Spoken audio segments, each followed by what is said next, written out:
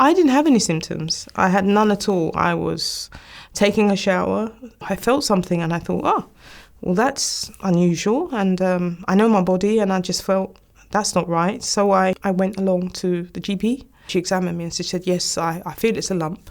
And they're going to refer me to the hospital. And it was Homerton, the breast cancer sort of like specialist hospital. I wasn't feeling ill. I wasn't unwell. I hadn't lost weight. It was just a lump.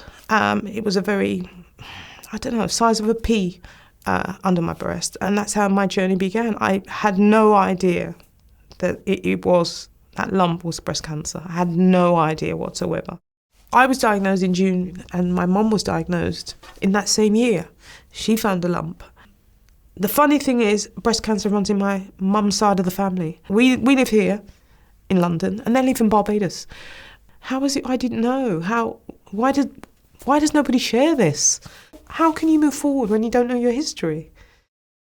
From where I'm my background, we don't really talk about health. We don't really talk about sickness.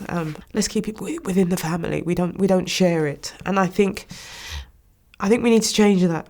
I think we need to change that dial. It's about time we're open and a bit more supportive in our community. There are many women who go through breast cancer and don't share it. And why not? It's nothing to be ashamed or embarrassed about. I'm not afraid to stand up and say, I had breast cancer. I want to say that my NHS experience has been good. Treatment wasn't easy. I'm not going to deny it was hard. I had chemotherapy for 6 months. It was very hard. And then I had surgery and then I had radiotherapy. And I had that with my mother. We did that together. It's one of the first things I did when I got diagnosed. I went to Breast Care Now.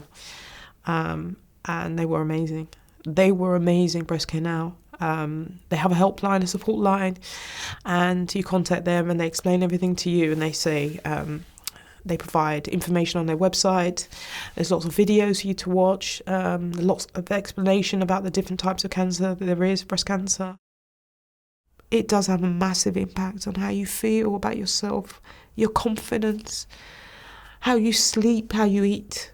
It does impact your mental health because you feel alone with that diagnosis. What do you do with it? Where do you go? How do you navigate? Who do you turn to?